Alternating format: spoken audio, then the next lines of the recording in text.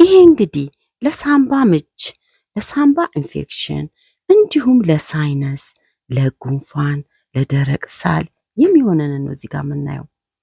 አሁን ቀይ ሽንኩርት ልጠን ጥብ ካደረግን በኋላ እንደዚህ ስላሽ አድርገን እንከትፈዋለን። አከታተፉም እንደዚህ ነው መሆን ያለበት። እንደዚህ ከከተፈን በኋላ በንጹህ ብልቃጥ የከተፍነውን ቀይ ሽንኩርት ከጨመርን በኋላ የሚቀጥለውን ግብአቶች ደግሞ እንጨምራለን።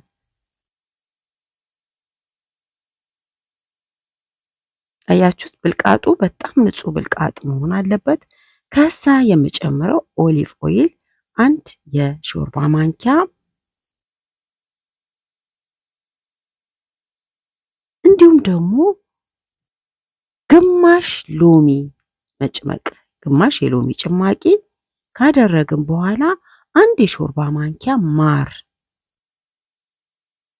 እዚህ ጋር የምታዩት 1 የሾርባ ማንኪያ ነጭ ማርም ይሁን ቀይ ማር መሆን ይቻላል። ከዛ ይሄንን ግማሽ ብርጭቆ ውሃ፣ ንጹህ ውሃ፣ ቀዝቀዝ ያለ ውሃ እንጨምርና አብረን በደንብ አማስለን እንደባልቀዋለን። በደንብ መደባለቅ አለበት።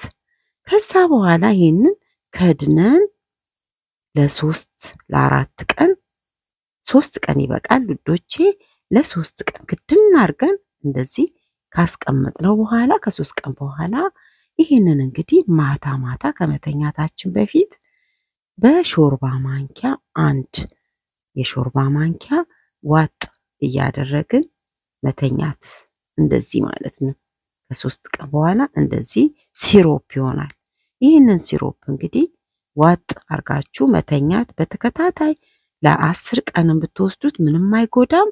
ይሄ እንግዲህ እንደነገርኳችሁ ለሳምባ ኢንፌክሽን፣ ሳይነስ ራሱ አፍንጫችሁን ለሚያፈናችሁ፣ ጉሮሯችሁን ለሚያፈናችሁ እንደዚህ የተቸገራችሁ ሰዎች ይህንን እንደውም በቋሚነት ብትጠቀሙት ጥሩ ነው። ለብዙ ነገር ለኢንፌክሽን፣ ጉንፋን ቶሎ እንዳይዛችሁ እንዲሁም ደግሞ ለብዙ ጤና ይጠቅማል። ለቶንሲልም